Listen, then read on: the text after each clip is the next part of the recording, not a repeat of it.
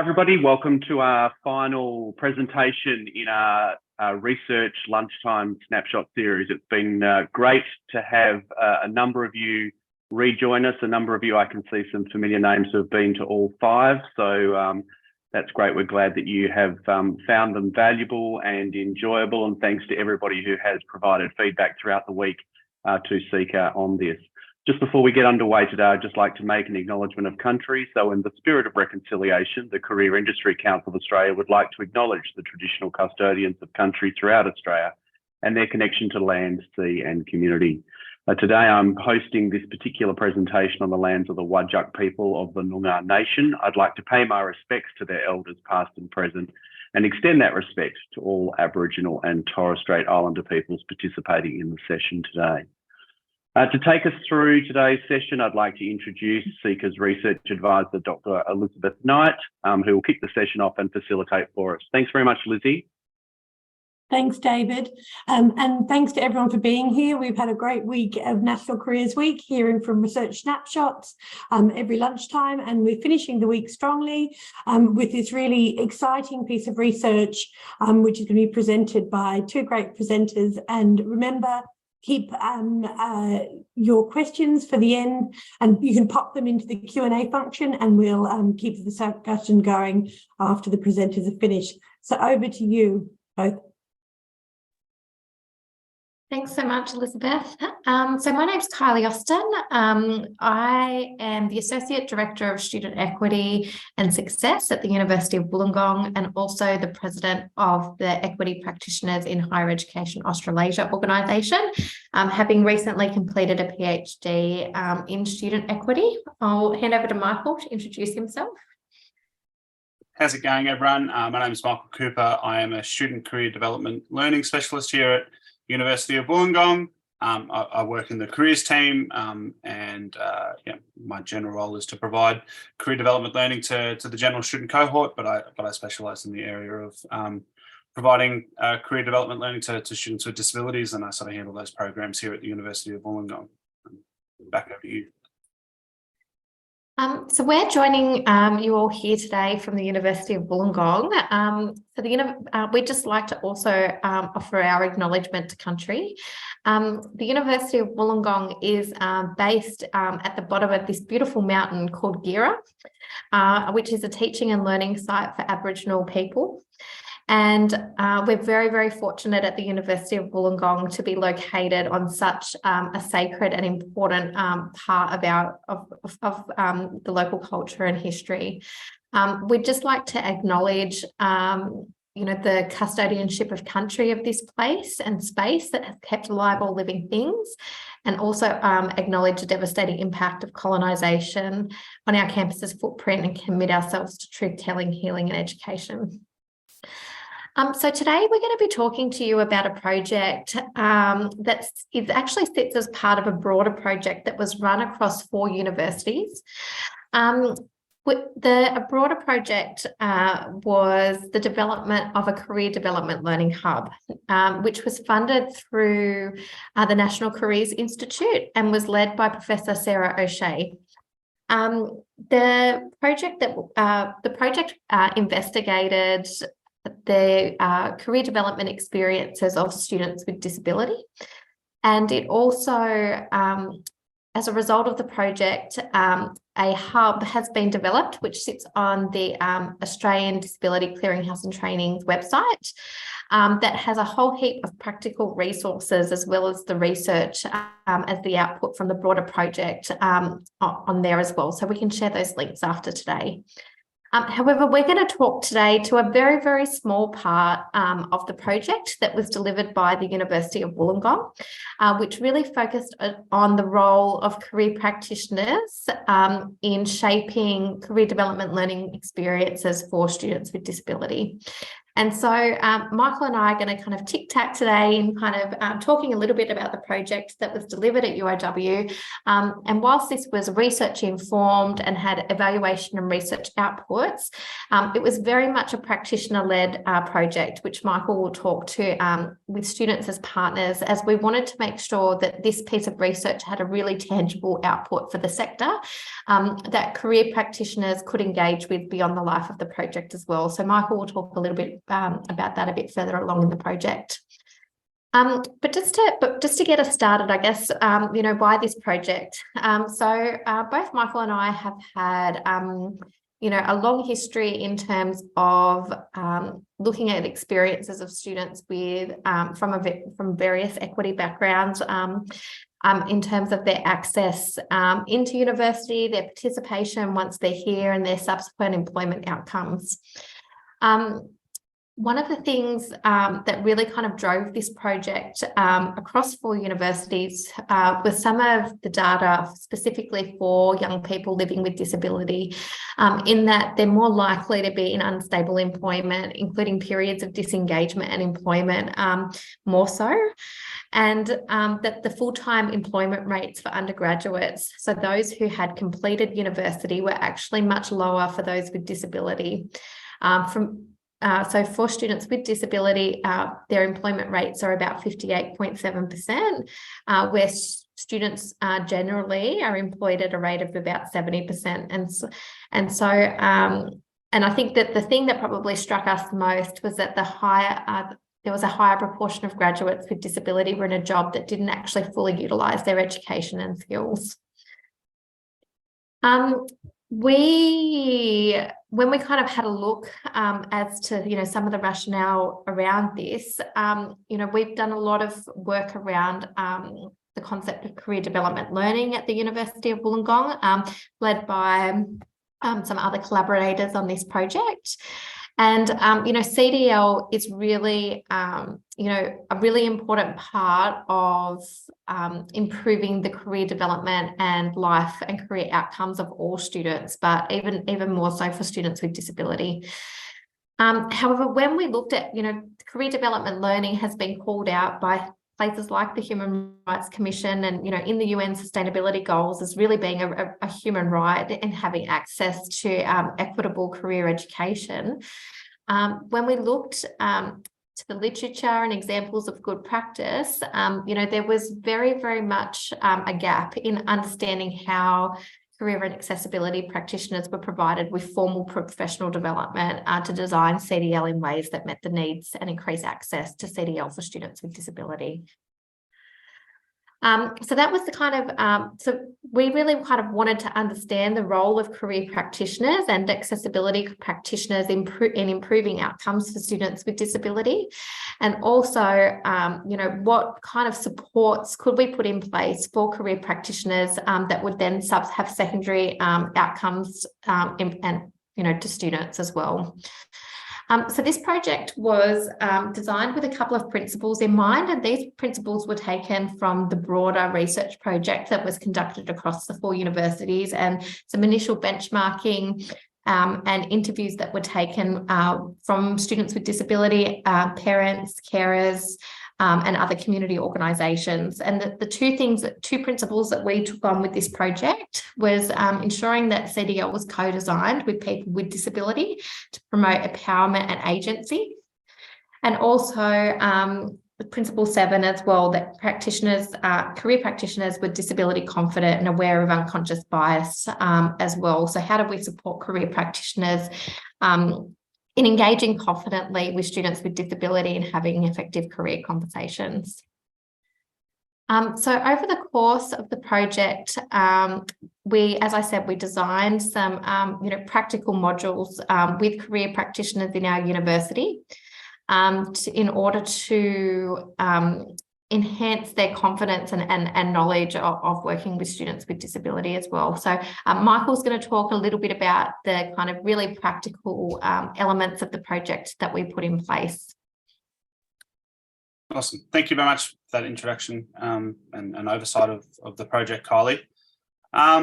So as Kylie mentioned, our goal in the project was to put together a suite of learning modules for career practitioners to complete to enhance their capacity to provide career development to students with disabilities.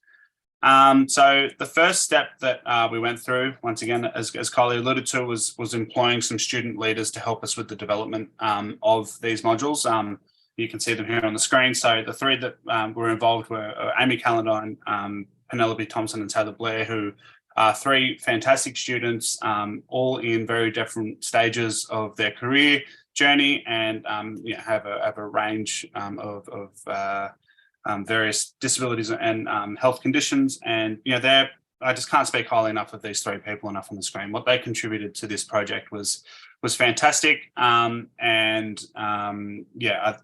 The projects are just so much better, well-rounded, because of their involvement and their voice and the way that they informed all of the content that we developed. Throughout the initial sort of consultation period with the career development team and the accessibility and inclusion team here at University of Wollongong, and the involvement of these three students, and sort of leaning on the expertise of the working group that was put together around the development of the modules, we sort of decided that the four key areas that we kept on seeing pop up were, having the confidence to communicate effectively with people with disabilities and just work with people with disabilities in general. Having an understanding of what the working rights of people with disabilities are. Knowing, if and how to disclose your disability in the workplace and effective ways to do that, and just generally what programs and initiatives are there out there and available for students with disabilities. So when we were putting together these modules, that's what we crafted, those individual sections around. Just more generally, we were working with Alicia Ford from the NDCO, and David Eckstein from Swinburne University came and really guided our vision from the get-go around making sure that we were incorporating concepts of universal design for learning and making the content as accessible as possible for everyone. Really making sure that we were representing the information through the social model of disability, using strength-based language as part of that, and incorporating principles of narrative counselling, throughout the development of the modules. And I think one of the challenging aspects that was identified really, really early on was that versus between the narrative counselling principles and using strength-based language and everything, and providing that more kind of like solution-based counselling through the idea of all the different programs and things that are available, and even just topics around like disclosing disability at all, and everything like that. And if you ever get the opportunity to listen to David Eckstein from Swinburne University speak on it, he talks about this a lot more eloquently than me, but he talks about a third way of incorporating those sort of principles of social model for disability and those more sort of solution-based outcomes that we were hearing from the students that they wanted to hear. So it was, I think what we've come up with really does represent that third way, and I'm really, really proud of the content that's in the modules.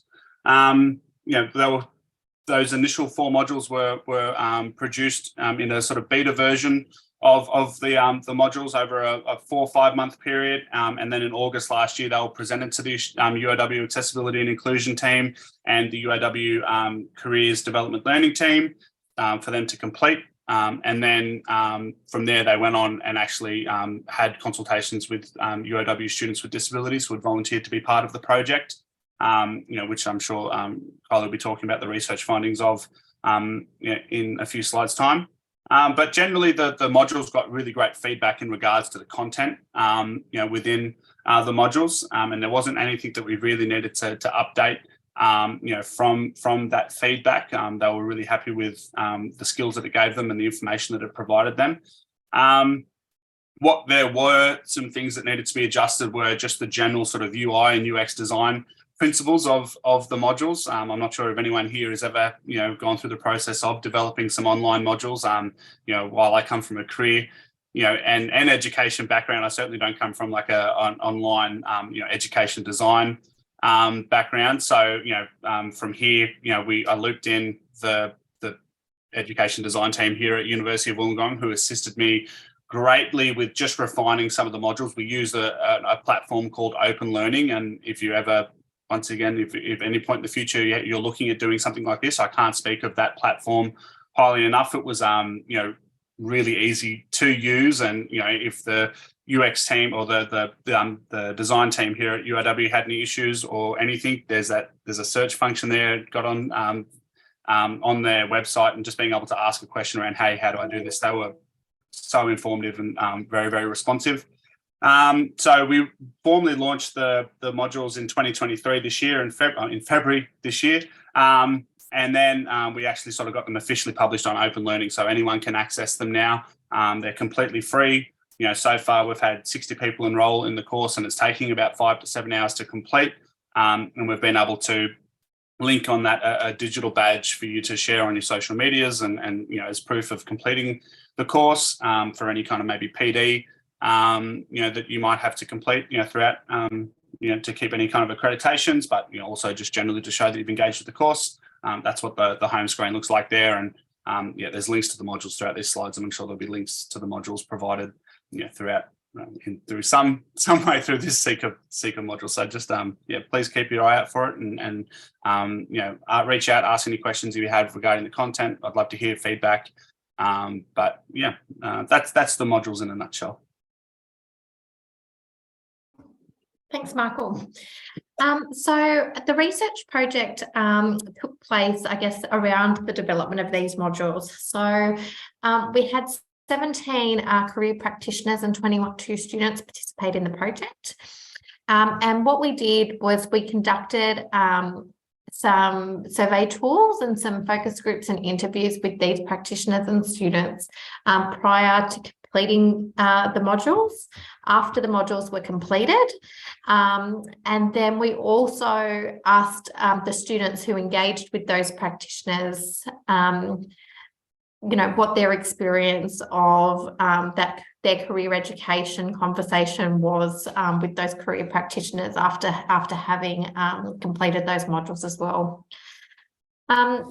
Interestingly, students prior to engaging with the careers service reported having very limited access and experience with CDL activity. Of the 22 students who were engaged in this study, all identified as having a disability or health condition, and only 11 of those students had access to career support prior to this particular project being rolled out. And 8 of those 11 students had engaged with career support prior to commencing at university. Students identified that being connected with a professionally trained career advisor that had the knowledge and experience in working with people with disability would be beneficial.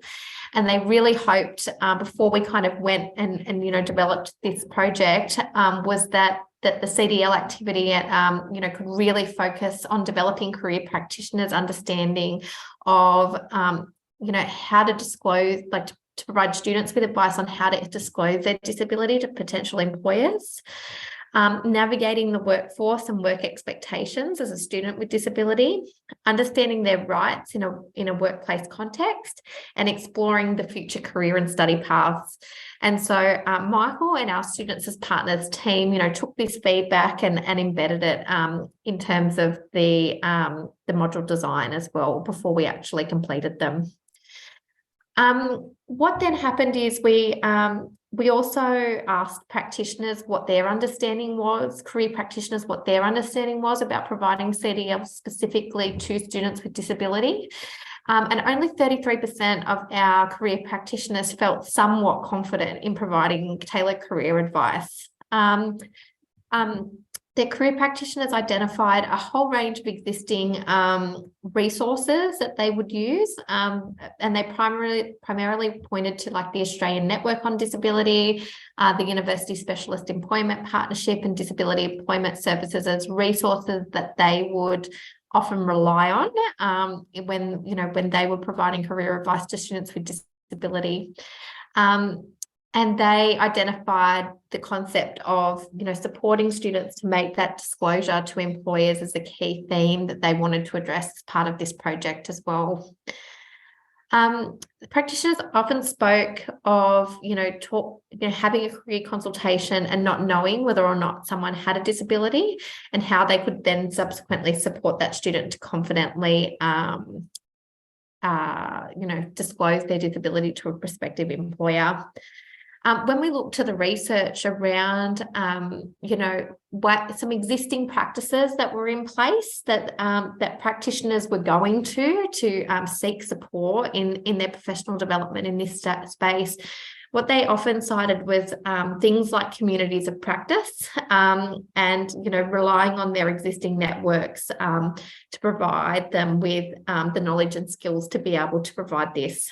So we kind of saw this project as an opportunity to fill a gap in this space by developing up some formal training that career practitioners could access to help develop their knowledge and skills in this area, but equally to connect. You'll find on the platform that there is, some discussion spaces and things like that as well, and equally importantly to connect with other practitioners who are working in this space as well. So after we obviously did all of this pre-work, and we then went and did some post work with they then completed the modules, and then we did some follow-up research with the career practitioners and the students after they had completed the modules, and we saw a really a significant increase in the confidence of career practitioners in providing CDL opportunities for students with disability. So, I mean, that was a really positive finding from a practitioner perspective of the outcomes, so that is that their confidence levels rose quite significantly. Some of the other findings as well from the project was that, can you just flick to the next slide, Michael? Okay. Was that students as well identified, how positive that experience was with their practitioner, with their career practitioners as well. And it was really, we held a CDL symposium at the university a couple of months ago, where we had our amazing students as partners on the panel, and the career practitioners asked who were in that room that day, what's the one thing that I could practically go away and do? And I think one of the things that kind of really came through from that conversation was, for career practitioners really to kind of not just be an ally to students with disability, but to be brave as well, and don't feel scared to, I guess, ask questions and work with students, and be brave in terms of asking those questions. In terms of what the research showed was also 3 clear recommendations for future practice. And so one was, how do we embed, specific knowledge and training for career practitioners into formal qualifications to support students with disability? The other one was really around creating communities of practice as well, to access resources and networks, and to complement the practitioner-focused resources with some student-facing resources as well. And so you'll notice on the ADSET website with the CDL Hub that a lot of those kind of actions have since been kind of taken up. So, I mean, that's kind of a very, very high level overview of the project that we did. We would really like to thank our expert working group and our students as partners as well, who were critical in the delivery of the project as well. So we're happy to take kind of any questions and answer any questions over the last kind of 5 minutes or so as well. Brilliant. Thanks so much, Kylie and Michael. And I know there's been a lot of chat wanting the slides and getting in touch with you and wanting a link to the open learning site too. And there's this one clarification question that's arisen from Monique Gray, asking whether the study's definition of disability includes mental health. Yeah, Michael might be able to expand on this a bit more, but yes, absolutely. So to give a sense as well of the students that we invited to participate in the study, the student cohorts that we went out to, it's about 60% of the students that we invited to participate in the study had a pre-existing mental health condition as well. So it's quite a high proportion of students who are registered with disability in a university context is because of mental health. Did you want to build on that, Michael? Yeah, obviously disability is a super broad banner definition for a lot of conditions. And yeah, mental health was certainly something that we focused quite significantly on throughout the modules. A lot of learning activities, asking you to, help a person with a disability or a mental health condition, disclose and talk about that in the workplace, or how to effectively, represent themselves if they feel like they're being discriminated against because of that, and also the range of services and initiatives that are out there to support a person that has a mental health condition. So yes, certainly, yeah. Brilliant. Thanks so much, both. Also, I just wondered if, I could ask a couple of questions about, and so how do you think about, how this kind of training, were you thinking about being included in continuing professional development for career practitioners as a part of, is that espousing, as part of diversity and equity work, or what's your kind of idea when you came out of the research? Yeah, look, I think we've just wrapped up the project, and we've only just launched the modules publicly in the last few weeks. So we kind of haven't had the opportunity to regroup and think about kind of what's next. The broader research team is having some conversations with the National Career Institute as well about how do the outputs of these research, how can they be embedded more broadly? But I think certainly from my perspective, and Michael, feel free to add on to this, is, equity, diversity, inclusion training and specific, work in terms of disability, it should be included in, as part of the formal qualifications, and I know it is to a degree, but some more explicit, I think, training in the initial qualifications and then as a continuing professional development. But Michael, you might have some further thoughts on that as well. Yes to all of the above. Yes. Look, we're in the process of trying to working with NACAS to see whether we can get that recognised as official PD for that body. David, love to have a conversation with you about Seeker and maybe getting sort of part of that PD process. But look, obviously, I think there's huge value in working through something like this. The big part of the research findings before we got started was just the lack of anything that represents, PD for career practitioners in this space. There's plenty of content for students and for people with disability, but not much PD for practitioners. So, I think that, it's something, probably the aspect of the project that we're really, really proud of is that this is kind of the first of its kind. And, we're kind of excited to sort of get it out into the, out into people's eyes and into people's ears as much as we can. Yeah, that's great. I think it's interesting, and as a provocation, equity and diversity is a key professional standard of qualified career practitioners.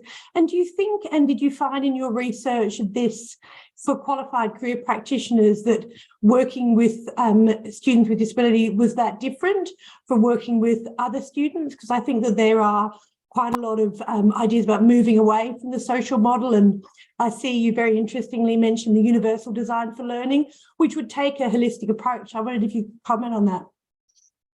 Yeah, I might comment on the universal design for learning approach, and then Michael, I'll let Michael kind of respond to the other component of the question. But I think one of the interesting things that came out of the comments from the career practitioners who participated in this was that a lot of people felt that there were some elements in the PD that would benefit all students, right? So it's that whole universal design for learning approach. However, I think one of the things that we can't also shy away from is that, students with disability have a range of different needs.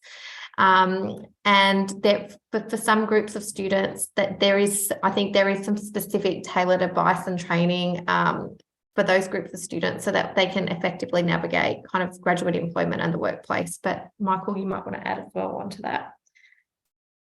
Yeah, I mean, this is what I was trying to get at a little bit with my statement about sort of how we can sort of navigate, this process. The first module is around communication, and it's not career practitioner specific at all. I mean, anyone who's working with, people with disabilities in any range, in any capacity, I think would find value in that course. And, I think the big takeaway from working with the students and, was, around just, colloquially, just treat us like normal people, and there's like a few considerations that could take in place for specific disabilities, which we mentioned in terms of, accessibility and when you're meeting with that student, depending on what their condition is, or, things that you need to keep in mind, but those things are specific to disabilities and specific to, health conditions. And, it's, as Kylie was sort of alluding to there's that third way of providing that UDL, providing,